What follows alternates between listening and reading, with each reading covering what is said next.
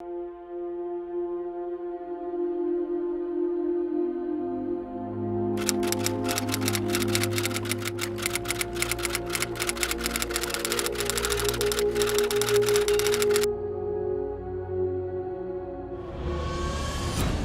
महामारी से भारत की लड़ाई के बीच चीन द्वारा लद्दाख में किए गए अतिक्रमण और गलवान में हुए संघर्ष में सीमा की रक्षा करते हुए 20 भारतीय जवान वीर गति को प्राप्त हुए।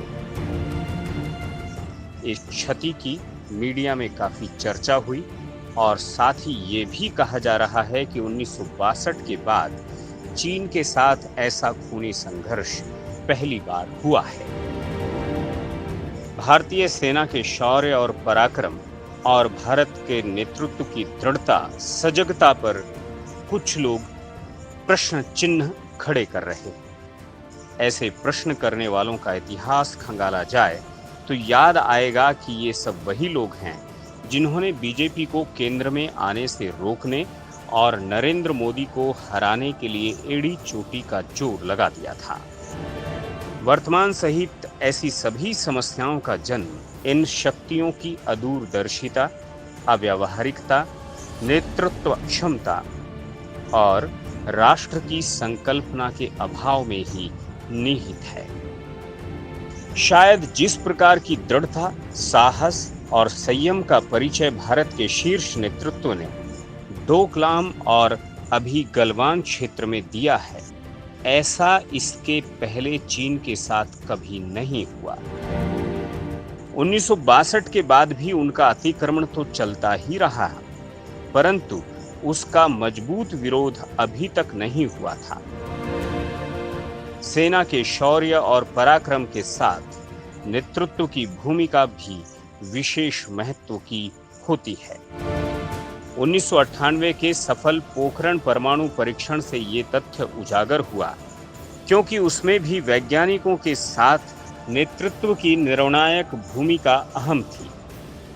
भारतीय वैज्ञानिक 1994 में ही ये अणु परीक्षण करने में सक्षम थे, परंतु अंतर्राष्ट्रीय दबाव के चलते उस समय के शीर्ष नेतृत्व ने ये साहस नहीं दिखाया जो 1998 में अटल बिहारी वाजपेयी ने दिखाया।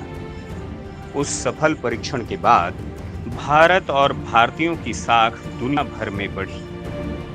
2014 से राष्ट्र विरोधी आतंकवादी गतिविधियों को लेकर पाकिस्तान के साथ और चीन के साथ भी भारत के रवैये में एक मूलभूत परिवर्तन दिखता है।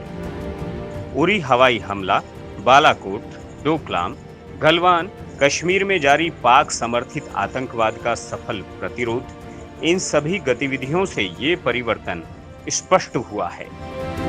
अब तक उपेक्षित भारतीय सीमाओं पर गति से हो रहा विकासात्मक ढांचा निर्माण और पहले पाकिस्तान के और अब चीन के कब्जे में रहा अक्साई चीन का भारतीय भूभाग वापस लेने की मनीषा, ये दृढ़ साहसिक और दूरदर्शी नेतृत्व का परिचायक है।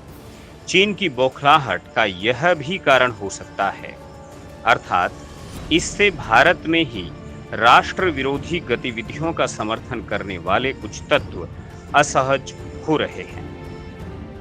1962 में चीन के साथ हुए युद्ध में भारतीय सेना के अतुलनीय शौर्य और बलिदान के बावजूद हमारी हार हुई।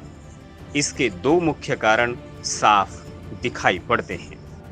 पहला, उस समय के भारत के शीर्ष नेतृत्व में दूरदर्शिता का अभाव और दूसरा, युद्ध की बिल्कुल ही तैयारी न होना।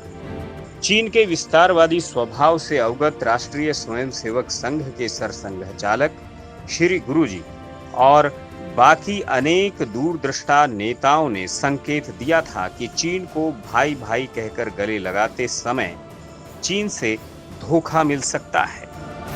उस चेतावनी की पूर्णतः अनदेखी कर सुरक्षा की दृष्टि से कोई तैयारी न करने और चीन को गले लगाए रहने के परिणाम स्वरूप हमें 1962 के युद्ध में शर्मनाक और दुखद नतीजे भुगतने पड़े।